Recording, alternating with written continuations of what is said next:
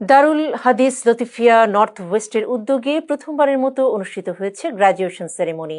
ওল্ডহ্যামের একটি হলে এ অনুষ্ঠানের আয়োজন করা হয়। এ উপলক্ষে ৪ শতাধিক শিক্ষার্থীকে আলিম, আলিমা, কারি, কারিয়া ও হাফিজে কোরআন হিসেবে সম্মাননা প্রদান করা হয়। সহকর্মী দুলাল মিয়া জানান, মাওলানা বেলালুর রহমানের ব্যবস্থাপনায় ও ইমাম মাওলানা খায়রুল হুদা খানের উপস্থাপনায় অনুষ্ঠানে স্বাগত বক্তব্য রাখেন দারুল হাদিস লতিফিয়া নর্থ ওয়েস্টের প্রিন্সিপাল মাওলানা সালমান আহমদ চৌধুরী ফুলতলী। প্রধান অতিথি হিসেবে উপস্থিত ছিলেন আল্লামা ইমাদ উদ্দিন চৌধুরী ফুলতলী।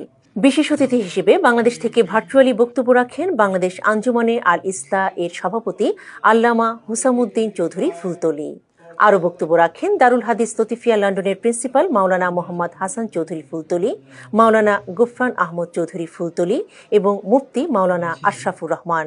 পরে হিফজ, কিরাত ও আলিমি কোর্স সম্পূর্ণকারী ছাত্রদের মাথায় সাদা পাগড়ি এবং ছাত্রীদেরকে সম্মাননা রুমাল ও বিশেষ উপহার তুলে দেওয়া হয়।